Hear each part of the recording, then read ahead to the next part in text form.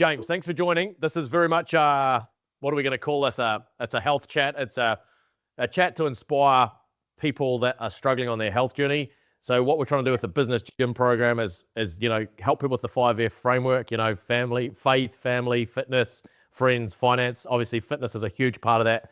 When I say fitness, I mean health and fitness. So it's not just going to the gym and working out, but it's also, it's also about eating, and a whole lot of other stuff. But we want to keep it pretty simple today so that people can be inspired by you, because I've got great examples, or we've got great examples like you in our coaching community of people who have, you've lived a healthy life. So I was just going to roll through a few questions for you. Yeah, go for it. Yeah, always happy to help. Let's do it. Okay, so where did your commitment to health begin, and what shaped it early on? Yeah, look, I suppose I grew up being pretty healthy, growing up on a farm, sort of running around the farm, and through school and stuff. We were always doing running races and little athletics and swimming and all sorts of the outdoor things that as you do when you're a kid. So I suppose that was the foundation. And then as I sort of began to sort of transition into older schooling, high schooling, it sort of turned into a bit more serious sort of health and fitness and running races and cycling races, and mostly endurance sports for me, but there was also some rugby and some boxing in there too. So I've always sort of jumped at any opportunity I get. Yeah. Awesome. So super active. Doesn't sound like much time wasted in your youth, right? Would I be right to say that? Like you're not sitting in front of the TV, you're out there doing stuff, yeah? Yeah, it probably helped. We only had like one TV station, so Brilliant. and then no social media, obviously, back then. Brilliant. Which Magical. Same with my upbringing. No TV, no social media, 8 children. Like, mum, we had to go outside. Raining, sunshine, whatever. There was always, lots of little kids. So I was the oldest. You had to go outside and play, like, regardless. And I have no regrets about that. In fact, a lot of gratitude. And it sounds like you've got the same, a very active upbringing. It's fantastic. Healthy habit. So you're saying it's a lifestyle. You're brought up this way. There's a lot of people out there that are not brought up like this, sadly. It's just the way it is, or they might be brought up in the city and might not have the room to get around. But I'm a big fan of saying, hey, well, there's always parks. Get out to the parks. Get off the screens. Social media is a trap for me. Like watching people now who say, oh, I've got no time for fitness. I've got no time for this. I just start asking questions. How much time do you spend on Netflix gaming? And if they're honest with me, it's terrible. It's terrible. Or doom scrolling. It's just tragic. Yeah. So that's awesome. So was there someone who modeled a healthy lifestyle for you when you're growing up? Yeah, look, probably my parents. I mean, Dad's always been active on the farm. He's a very good student of karate too, and I think obviously some of those foundational things. I had an excellent teacher in primary school who was really into running, and that just changed my life really. And it's incredible how those early role models can change children's perspective into the future. And I still remember that guy. Mr. Elam, he's a legend. And I think that's why now some of the things that I do, really important to me to show other kids what's going on and that sort of thing. So any other else you want to chat about there? Yeah, look, I think anytime I'm at sort of park run or swim club or something, I'm always trying to cheer on the younger kids too. Yeah, because it can help so much just that motivation. Yeah, that support. Yeah. Kids need it, and like the generations that are coming up now have got so many more distractions, right? Social media and more access to screens and all this stuff, all these fake dopamine hits and fake highs, and it's just crazy, and everyone's attention span's gone like this. And if we look overall, this might be a bit of a broad statement, but overall you'd probably say that most cultures have got more unhealthy, right? With screen addiction and junk food addiction and fast food addiction and all this. Anyway, so moving on, did you ever have a moment when you realized that most people don't actually live like you? Like what did that, and if you did, what did that teach you? Yeah, look, I suppose going to university, I was sort of, there was a few of us that used to go on trains still, even at uni. Yeah. And most of us wouldn't. Most of us were too lazy, or we just, we would go drinking at night and then just sleep in and go to class and that sort of thing. And I think that sort of health and fitness helped me through university, because it sort of kept me switched on a little bit and kept the mind ticking and the health going. And you could still go and party. That was fine. Yeah. Are you one of the old ones out? Yeah, yeah, definitely. Yeah, Yeah. absolutely. Yeah. Yeah. So that you kind of realize when you got to uni, actually, this is not the norm. Most people are living a pretty average sort of average Yeah. life in terms of health and fitness, right? Yeah, for sure. And I think later on, sort of thing, when my partner and I started to have kids, we started to realize how hard it was to have balance between like the screen time sort of thing and the active outdoor time. And there's also Yeah. all these sort of things pulling you in different directions. Yeah. Yeah. Yeah, so many distractions, right? So many easy Yeah. distractions. Easy Yeah, for sure. distractions. Yeah. Yeah. Right. So consistency for me is the real superpower Mhm. in my own life, my own health journey, and same with people like you, I'm sure. What do people misunderstand the most about someone who's been healthy for their whole life? Someone like you, who's really, kept being a healthy person as a lifestyle. Yeah, look, I think it is that consistency. It's not about signing up to soccer and playing once a week. It's about doing something most days. Obviously some weeks you might be crook or something like that, but yeah, it's just about having that consistency. And it doesn't have to be the same thing. No. It can be different sports, different activities, different sort of ways to being active and living an active lifestyle. And I think it's just really important to keep that broad mindedness around activity. Yeah, brilliant. I love it. And you stay consistent where most people fall off. What do you think is the mindset behind that consistency? Yeah, look, I've really loved the work from James Clear and Atomic Yep. Habits, and I Yeah. think creating habits around an identity has really been a game changer for me.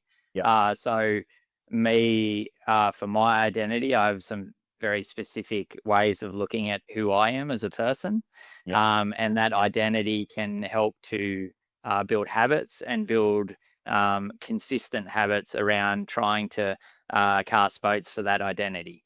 Yeah. So, yeah, so for me, so I've got a few different aspects of my identity, and one is being a loving, supportive husband, Yeah. and the other is being a kind, caring, and supportive father. And you write these down in your ultimate I, life I planner? write these down. So I write in the middle of circle. Yep, that's right. In the middle of the circle, I write James, and then Yeah. around the outside Yeah, I of the love it. circle, I write these different aspects of Yeah. my identity. But Yeah. I think the key thing is if your identity um incorporates other people, you need to find out what other people expect of you. Yeah. Like it's no point me going, oh, I want to be a loving and what that means to my wife. So Yeah. you actually have to talk to the other people and say, well, Yeah. what is most supportive, what Yeah. is most loving, and Yeah. that way you can form habits to meet those person's needs. Yeah. But I think if we're going to talk about ourselves, that health and fitness thing, for me, my identity is to be very healthy and fit, and as a person. And that's Yeah. very broad. And for me, it's important to be broad because it means that if I'm somewhere else, like in Sydney or something, I'll go for a run, or maybe if I'm near the pool, I'll go for a swim, or Yeah. maybe I've got the bike out and a mate wants to go for a bike ride, so I'll go for a bike ride. It doesn't lock me into being a runner or Yeah. being a CrossFitter or Yeah. You being don't say any. I am a champion Yeah, CrossFitter. You say I am a yeah, healthy and fit person. This is my yeah, identity. exactly, and Yeah. that's so broad, and that means we're not restricting ourselves. So Yeah. yeah, that's a big part of my identity, and our formed habits around that identity. Then Yeah, that's brilliant. In the latest version, the 2026 Ultimate Life Planner, I've included a tool that I use all the time, and so I put it in the planner now, which is just that. Like, what is my identity? What do I want to be known as? My, that's awesome. what do I want to be my reality? So it's like, I am a lean maniac, or I am a health and fitness freak, or Yeah. like you say, you Yeah. gave some great examples. Fantastic. Yeah, I think we can't move on without a strong foundation, and I think that's really important is to have that strong foundation of identity.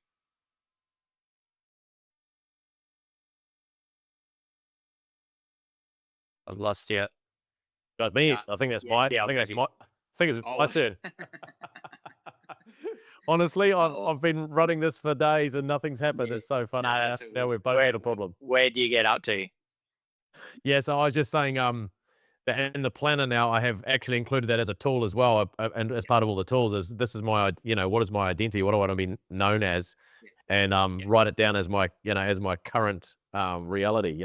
That's awesome. Yeah, and I think Um, I think without that foundation, we need that to build that foundation, and that's yeah, going to help us sustain that consistency. yeah, absolutely.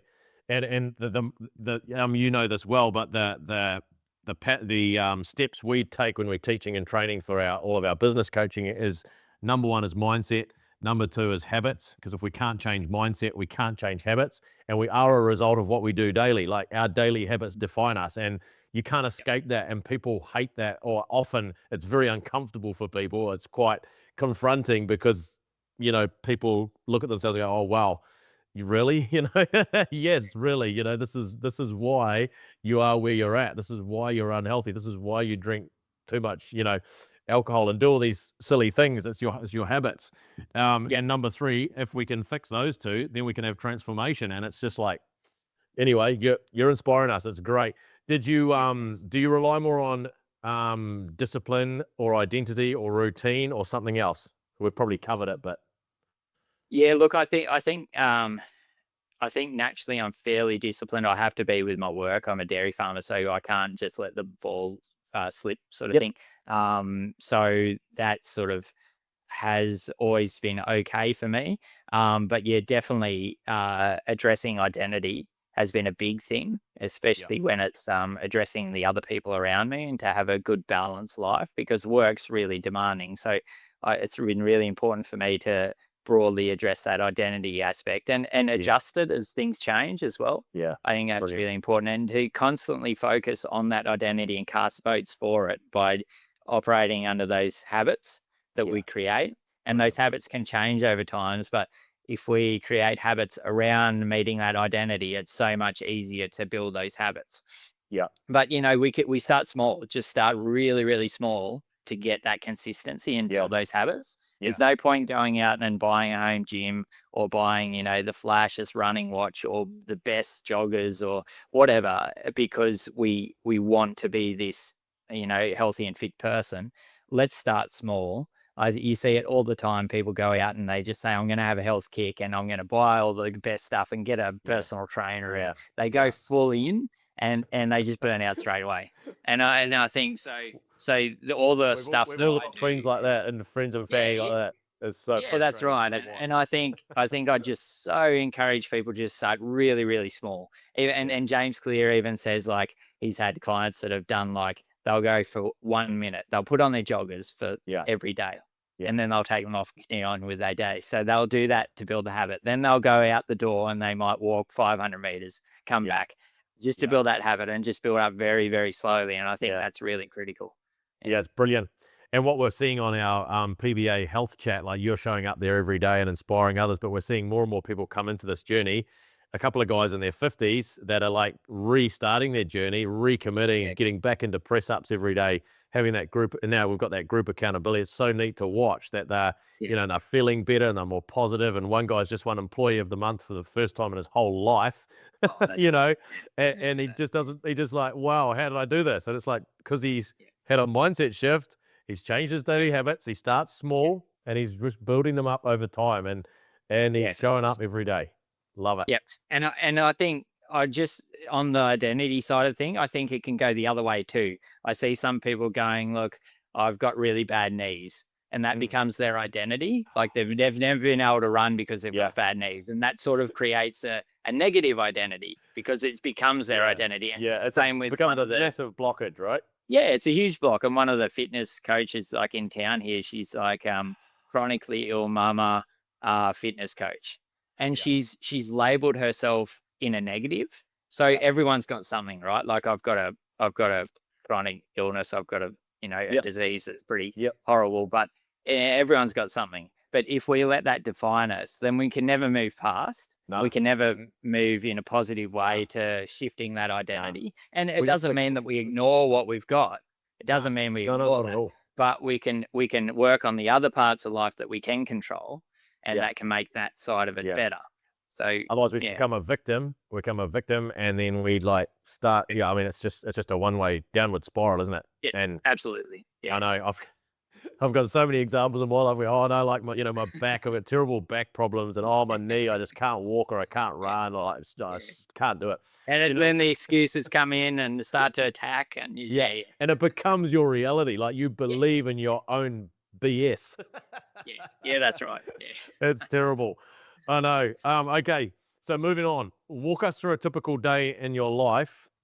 Okay. You know, why does it work? Why does it work? Like, how do you? I've watched you. I know what's going on. It's fantastic how you fit in your fitness. But you tell us. Yeah, okay. Look, my day starts about 4:45 just Yeah. because I'm a dairy farmer. I think I'd probably sleep in longer if I wasn't. Yeah. So it starts then. I go out, I do my job. Generally, I don't exercise in the morning. I feel like I need to wake up more, but I am active because I'm walking. I'm walking after the cows, or I might go and walk after the cows instead of riding a motorbike or something, just to get a bit more fitness in. Yeah.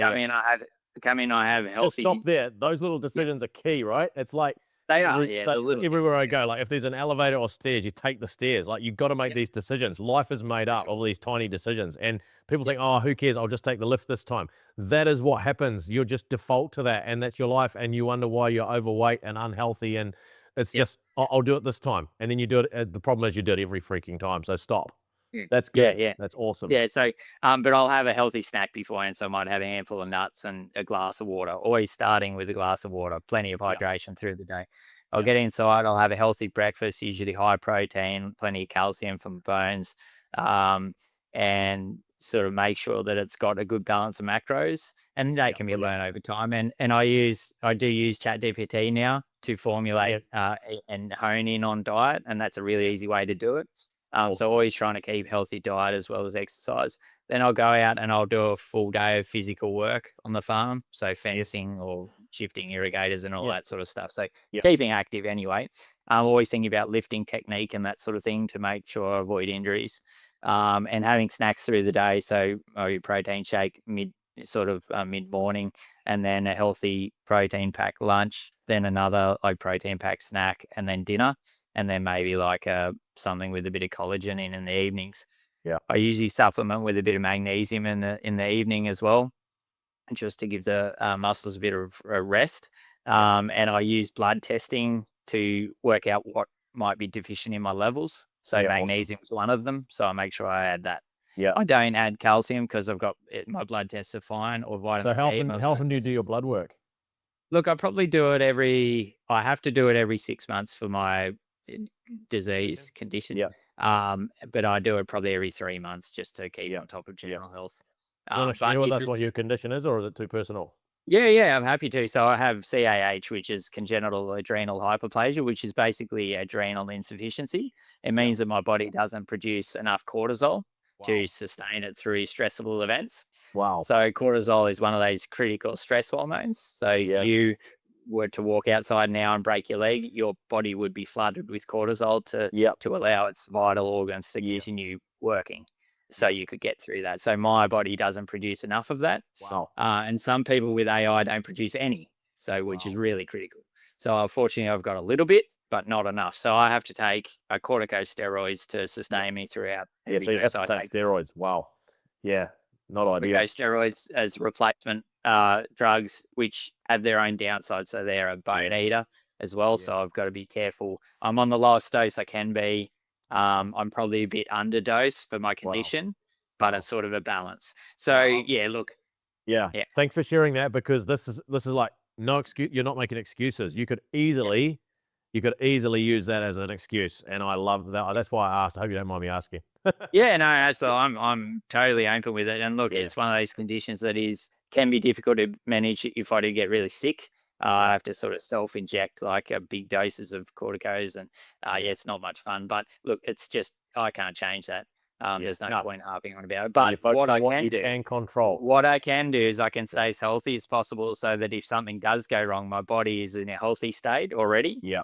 And so it's able to cope with the additional stress. Yeah. So that's what all of us can do, no matter what we have, is to build up good foundations so that we can deal with those other stresses. I love it. Sorry, you go, James. Sorry. No, you go. I was going to say, like, so many people spend most of their life worrying about things they can't control. You know, the weather, the news, the government, all these things, and so they use that as to justify their miserable excuses, right? And I always say, instead of just focusing on what they can control and just really putting all their energy and time into that, that's what you need to focus on, like, and people just don't get it. And so, and I say, well, excuses are a permission slip for mediocrity, and people use these things that they can't control as their excuses. is their reason why they can't do, you know, all these things. So I love what you're saying there, and hopefully this is inspiring a lot of people because that's so powerful. Yeah. And I want Yeah. to say to everyone, a day in the life of James on the chat. You're a busy guy, hard out job, but you're in the cowshed, in the shed, doing your Yeah. pull-ups, doing your press-ups. You know, like it doesn't matter where you are, there is no excuses. And this is what I want to encourage people. It doesn't matter if you're in an office job, doesn't matter where you are, you can get on the floor and do press-ups, you can do squats. It's a minute at a time. It's nothing. Like I often lift 20 to 25,000 kgs a day, right? In my home gym here, which is also my office. But if I wasn't in here when I'm away, I can go away for 2 weeks, but I'm still doing a bare minimum of all these bodyweight exercises wherever I go. So you just, if you make excuses, life doesn't get any better, right? It just gets worse. Like you just slide downhill so quick. You're either improving or you're declining. And so what I say to people say, oh, how do you lift 20,000 kgs in a day? Well, it's only sometimes 22 sets. That's 22 minutes of pain. It's nothing. Yeah. It's nothing. And I'll watch you on your videos doing those press-ups in the hot Australian sun, and you're like, but really, it's still only and you're pushing through, but people are not prepared for 1 minute of pain in their day. And that's just like, come on, do the hard thing now, life gets easier. That's Do it now and do it. Start small. Just, you know, those 5 push-ups can lead to, you know, 100 in the end. You know, it's that's right. Yeah, it's just a building I want to share a goal with you, James. My next goal is 1,000 press-ups. I've done 600 a day, but I want to share that because I know if I share it with you, I'm more likely to 70% more likely to achieve it. So hold me to it. Good goal. I'll hold you to it. I'll check in 2 weeks' time. Okay, so have we finished your typical day? We've done. Yeah, look, the cowshed is where I do most of my exercise at the end of the day, towards the end of the day. So chin-ups, pull-ups. So one day it'll be a pull exercise. Yeah. Pull-ups, chin-ups, back rows, back extensions. The other day it'll be push. So push-ups, decline mostly, dips, all that sort of thing. So chest. So that's typical day. I'll fit in a cardio session or usually 2 cardio sessions a week, and then a big bike ride a week. So that's another cardio session. But yeah, mostly just body weight because I can fit it in. I don't have time to go to a gym. I just don't. I used to go to a public gym years ago, and it's like, you know, they stink, they're filthy, blah, you know, hygiene's awful. And like the time to get there and then do it and then get out again. And like, honestly, I used to get in and out real quick, like just go hard and listen to a good audiobook, you know. But you'd talk to someone and say, how long do you work out? Say, oh, I'm here for 2 hours every day. Like, bro. And you watch them and they're going around talking in between sets. I'm like, no wonder, you know, no wonder. Get in here, do the sets, get out. But still, it's still a time drain. So either grab some dumbbells for home or just do body weight. Body weight's fine. Yeah, body weight's fine. It's easy to set up, really easy. The other thing I will say, if there's an activity that you like and you do have some friends that are also keen on it, that can be a really good way to do it as well. So I've got a couple of good mates that are into bike riding, so we'll go for a really long bike ride, and that way you get the social side of it as well. So if you've got some mates that also go to a gym, that can be a motivator as well. Brilliant. And if you've got kids, people make excuses, I've got kids, I'm too busy. That is just rubbish. Like I just say, no, BS. Get your kids off the screen, get them into skateboarding, biking, scootering, soccer, basketball. There's any number of things from a tiny age you can get your kids to do. And not like, you know, people use that as an excuse. I'm too busy with my kids. Get your kids outside, keep fit with your kids. Like, you know, we go to the beach on the weekends as much as we can in the summer. Like, and we have some relaxing, lots of relaxation, but I'll still say, right, I'm going to do, and I'll tell my wife, I'm going to do 200 press-ups today. That's my goal. Hold me to it. I'm going to do 200 squats, 200 press-ups, and maybe 100 crunches, whatever, And then Carmen, my little girl, she'll jump on my back while I'm doing press-ups. So, you know, it makes it fun. She'll say, Dad, can check me on your shoulder? Let's do some squats with me on your shoulders. And like, you know, involve the kids and make it fun. And they jump down and do press-ups and crunches with it. Like, involve them. Don't use them as an excuse. Use them as a lever. Yeah, and we love parkrun as a family. Like we'll do that as a family. I'll take the pram, and the little one sits in the pram, and our eldest hates parkrun, so she also sits on the pram, and that gives me like 30 kilos of weight into the pram, so I get extra fit. And you know, it's just you know, combining. Whereas our middle boy, he loves running parkrun, and that's because we haven't pushed them into it. It's just that we have gone a long time. And if you do it every day, consistently and your kids are getting heavier, resistance training, progressive overload, you don't even need a gym. Exactly. Yeah. If But you can say that, if you're feeding your kids enough, James. yeah. But you can set up a bodyweight like circuit in your kitchen, like, Absolutely. and while you're doing the washing up or something, you can smash out, I've watched your 20, ones. It's 20 brilliant. push-ups. You're in the laundry or the kitchen doing your chin or Yeah. pull-ups and your chin-ups. That's so funny. I mean, it's Brilliant. about using your creativity a little bit too. Yeah. Use your brains, not your wallet. Yeah, that's right. Yeah. Yeah. It's lean. It's a lean principle. Right. Let's get moving because I know we're getting on for time. So have you ever faced a period where and I'm sure you have, this is probably a dumb question, but this will help people, where your motivation dips and how do you handle it? We all get this. We all get this. Yeah, of course. When things are really crazy on the farm, usually fortunately my motivation dips for formal exercise when I'm really, really active on the farm, like we've got a drought or we've got haymaking or something like that. So I'm sort of being active, but my motivation dips because I'm pooped. The other time I've probably had it about 8 years ago, I got Epstein-Barr and got post-viral fatigue, and I was out of exercise for about a year and a half. Whoa. And that took a hell of a lot of motivation to feel confident to get back into it again, because every time I would exercise, my body would shut down.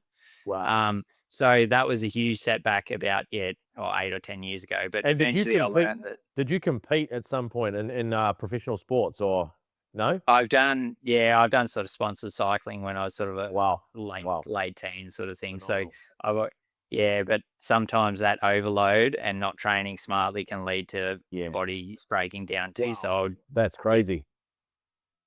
That's crazy. Yeah, look, that was a bit of a setback, but eventually I learned that I could just do a little bit each time, build up over time, and now I'm back to normal. Sort of probably a year and a half, 2 years later, I was sort of back to normal again. But huge setback. But I think it's just about giving your body time to recover when you know it needs it, but not using that as an excuse to never get back to it again. Yeah, no, I love it. That's really helpful. And what beliefs guide, we've kind of covered this, so you don't have to spend too much time on it, but what beliefs guide the way that you move, eat, think, and make decisions? We probably covered it already. Yeah, just about being a healthy, fit individual. Your identity, right? And an identity. And always thinking, what would a fit and healthy person do? I don't think that I am that. I just say, what would a really fit person do? What would a really healthy person do in this situation? And then that sort of encourages me to sort of research a bit and look into, well, what is the healthiest diet for me who's struggling with my bone density at the moment? And then adjusting all the time. Yeah. Brilliant. I love it. One thing that really helped me was reading Paul Akers' Lean Health book, like, I don't know how many years ago, maybe 5, 6, 7 years ago. And from that day on, I've had a fruit and vegetable smoothie every day to massively increase that intake. And it's just makes you feel so great. And, a lot of it's probably in the mind, but obviously you're feeding your body with good fuel as well. And he said, like, I have these two identities. There's the unhealthy Paul and the healthy Paul. The healthy Paul reaches for an apple. The unhealthy Paul reaches for a packet. So you're just like, who am I? And I use that all the time. Like, okay, I just go to, so in our house, we try not to have too much of that stuff, but there's always a little bit here and there. Yeah, of course. And so, but the fruit basket, is it the banana or the apple, or is it a packet of chips? What is it? And it's, man, I love that. And it helps me so much. Yeah, and it's about casting more positive votes for who you want to be than negatives. So you will have some negatives. Like I fall for unhealthy snacks every now and then. Yeah, we'll have some, but as long as you've got the majority votes in the right area, that's the most important thing. Yeah, absolutely. Yeah, it's okay, brilliant. Well, let's keep running. Are you all right for time? Yeah, I'm good. Okay. We're gonna have to skip through probably some. We won't be able to get all through all of these, but let's go with what advantages do you feel daily that people underestimate? That focusing on your health and fitness actually improves all the other aspects of your identity. Totally. So part of my identity as well is a sustainable and efficient dairy farmer. Yeah. And if I keep fit and healthy, I'm able to fit so much more in a day. Brilliant. My mind's sticking over better. I'm making better decisions. And it's the same with like meeting the needs of my family. I'm able to push harder to fit everything in because my body's running really well. I love it. It helps you buy back time, eh? Like if I do 30 minutes in the gym with an audio book I reckon I buy back a couple of hours in the day because you're just so pumped and motivated. It's brilliant. Yeah, for sure. Yep. If you don't make time for fitness, you got to make time for illness, right? We've all heard that one probably. That's So right, where do you think most people sabotage themselves without realizing? too hard, too fast. Yeah, Yep. agree. For sure. Like, Agree. yeah. And feeling like you need unrealistic to- goals, and like you were talking about earlier. unrealistic goals and buying the stuff or getting the gym membership before you've created the habit. Change the mindset. Yeah, got to change the mind before the tools. And you know, once you get into it, sure, go and buy the nice watch. Yeah. Go and buy the nice runners if you find that running's your thing. But change you the really mindset has to change first, then the habits. Absolutely. Don't Absolutely. waste your time or money on anything else. Absolutely. Yeah. I get people we have people over for lunch or tea or whatever, and they come into my gym and go, "Oh, no wonder you're so fit and healthy." And I'm like, yeah, that's right. I've been to 1,000 people's houses with the best gym in the world and fat and unhealthy. It's like, Absolutely. yeah, it's like, you can have the gym membership, right? But what's the stat? The stat's terrible. Like, it's a huge percentage of gym memberships, like 90%, or I don't know, I can't remember the number, never show up. Yeah, it's crazy. And look, that's why I say keep it really home, Kelly. Keep fitness as the broad thing. And then you might find that you really love running. And so you only need a pair of runners. You might really love gym work, and so you'll get a home gym. It just like until you start opening up, you might love swimming. And so you might put in a swimming pool. I don't know. But you're not gonna know until you start and see what you enjoy in fitness. No. Yeah. And if you enjoy, like, I love tennis, so that's a bit of socializing as well. So that's a great thing that keeps it. Like, I'm always, you have to change up. You got to have variety. The gym, if I'm honest, the gym is the last, like the last thing you want to do in a day, especially if you've got a sore head, is to lift something heavy. But I know for me, it's a victory. Like it's a mindset victory. If you can win that, if you can get that first set done, the first set's the hardest. Push through. You can do anything after that because you've won the battle. The mental battle, like, but there's other things that are way more fun. Tennis, swimming, all these things. For me, people say, "Oh, you just love working out." No, I don't love working out. Often I look at the weights, say, "I do not want to lift this thing." Yeah, absolutely. And I'm similar with my body weight workout. Like, I don't want to do as much body weight workout as I do. I'd rather be out there running or bike riding. I just don't have the time to do those sort of things. And it's why it's just what it helps me compress time. Same to you. It compresses time. So I can get all this fitness done in a very short period of time. 22 sets, 22 painful minutes, but that's it. That replaces a 2-hour run probably. Yeah, absolutely. Yeah, for sure. Yeah. Okay, let's keep moving. That's awesome. That's so helpful. What else? How has your long-term commitment to health shaped your career, leadership, and stress resilience? Sorry, can you say that again? Sorry, how has your long-term commitment to health shaped your career or your business and your leadership and your stress resilience? Yeah, so again, I think it comes down to being if our body is running at its potential, I think our mind runs as our potential as well. And if we're treating it seriously, like proper sleep, proper exercise, proper nutrition, we can't do any more than that apart from reading and researching and that sort of thing. And I think so that you can have the confidence then that you're meeting your potential. Yes. And for farming, resilience is everything. You know, we're in a drought. We were in a flood 4 months ago. I mean, every month there's something that's challenging. And if you don't have a rested body, a fit body, a fit mind, then you will crumple. And mental health is a huge thing in any industry, especially with men.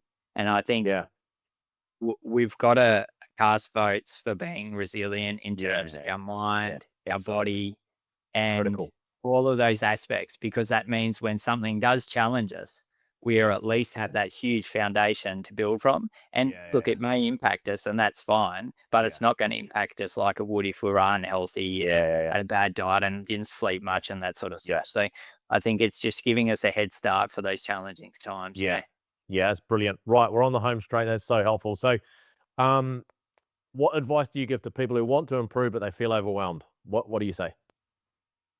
Okay, first before you start exercise, build that identity. And add health and Write it down. Write down who you are and who you want to be as a person. but include, I want to be a healthy, fit person. Yeah. Brilliant. Even just keep it really broad like that. Start with that foundation, and then start questioning your everyday actions, saying, what would a fit and healthy person do here? So if you're going for a snack right now, what would a healthy person go for? Yeah. If you're going to park your car right next to your job, what would a fit person do? They would park maybe a block away and walk. Yeah. And just starting with these everyday decisions and supplementing things out for food. Like if you really love white bread, maybe switch to whole grain or whole meal first, and then whole grain, and just think, what would a healthy person eat? And if you don't know, ask ChatGPT, or ask a mate or a healthy There's mate no or something. excuse for not having the knowledge. No, and if you don't have the knowledge, just we're in an Information incredible overload. time, information overload time right now, that you can basically get really good information. There's just no excuse for that. So, but it really depends on creating that identity. Who do you want to be? Yeah. If you can't add health and fitness in there, you're probably not going to sustain. Yeah. And a word of caution on that: don't use research as an excuse. Like, just do a little bit, 10 minutes, and you'll get some information. Just get better every day, right? So many people are like waiting for the perfect moment to start their fitness journey. They wait till New Year's Eve, and then they, I hear it. You go out on picnics with people over Christmas break and say, "Yeah, hey bro, what's your New Year's resolution?" "Oh, I'm gonna get fit this year. It's my year." Like. And a few months later, you check in, "Bro, how's your fitness journey?" "Oh, I've put on 5 kgs." Yeah. And I think, I mean, I shouldn't laugh, because it's actually sad, because people are not living up to their potential. They could be, a better, a better partner, a better, parent, a better employee, or a better boss, a better everything, if they're living, healthy, because you can serve others so much better, right? You can serve people at the highest level if you're fit and healthy. yeah, absolutely, 100%. Yeah, so important. Anyway, next, Yeah, it is. we're nearly there. Probably, I don't know, the last couple of questions here would be, what's the simplest habit that delivers the biggest return? Ooh, If that question's too hard, I'll just move on to the next one. that is a hard one. I think no, I think there's no single habit that delivers the most return. I think it's a combination of habits that build who we want to be. Yeah. But don't overload yourself with too many habits. Just start small and start with 2 or 3 that you're struggling with at the moment. Like for me, snacking is a struggle for me. Like I generally go to the cookies if they're there, and so that's the one I'm focusing on. So just pick 2 or 3 that you want to work on. Yeah. Might be fast food, right? You might be eating fast food 2 or 3 times a week. Just set a goal of fast food once a week, or once every 2, or once a month, like no fast food. And like really just So you cut can it build a back. habit. Yeah. Yeah, absolutely. And track your habits. That's the other thing too. Yeah. And my So I think- favorite, sorry, you go. Yeah, no, I was just going to say, if we don't track our habits, often our mind tells us we're doing better than we are. Yeah. Like, oh, no, I don't have fast food that much. We kid ourselves, right? We kid ourselves. We do.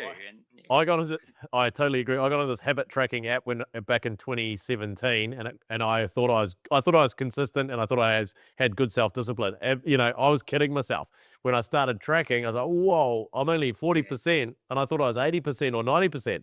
Yeah. So that was a game changer for me, and I've used that for 9 years now, and I've recommended it to hundreds of people, and people come on it, and you meet them there, and and they'll be there for 2 weeks, and they're gone, and it's a shame. People just come and So go. there's cool options like that. But if someone was starting, even just writing it on a piece of paper and just crossing off the day, or on the calendar or something, in your diary or your calendar, that's great. Right. And what else is there? Probably, what's the one message you want listeners to carry with them after this podcast/training session? What's the one takeaway? Yeah, I think just start. I think the one thing is probably just start small, but be consistent. Yeah, brilliant.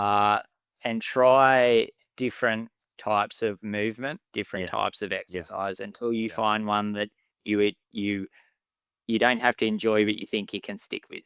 Yeah, brilliant. I love it. And I think just start there. And Yeah. as you build that habit and build that consistency, you'll find it easier to stick to.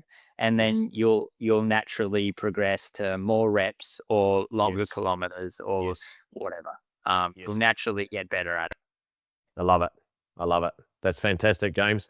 And one of my favorite things of that question I asked you earlier, what's the simplest habit that delivers the biggest return? Well, for me, it's a bias to action, like action. Life rewards action, right? Positive action. Just have a bias to action. Stop talking, start doing. Talk is cheap, implementation is everything. Yeah, absolutely. And just consistency. Don't do 100 push-ups one day and then not for another month. Yeah. Do 5 each day Yeah. or do 2 each day. Yeah. Just Yeah. until you start to get that habit, because that's where the compounding effect happens. And Yeah. Brilliant. yeah. Brilliant. Brilliant. Thank you so much, James. Your story and what you've shared is going to help so many people. So I really appreciate it. Thank you very, very, very much. No worries, Bernard. And yeah, happy exercising, everyone. Let's do it. Awesome.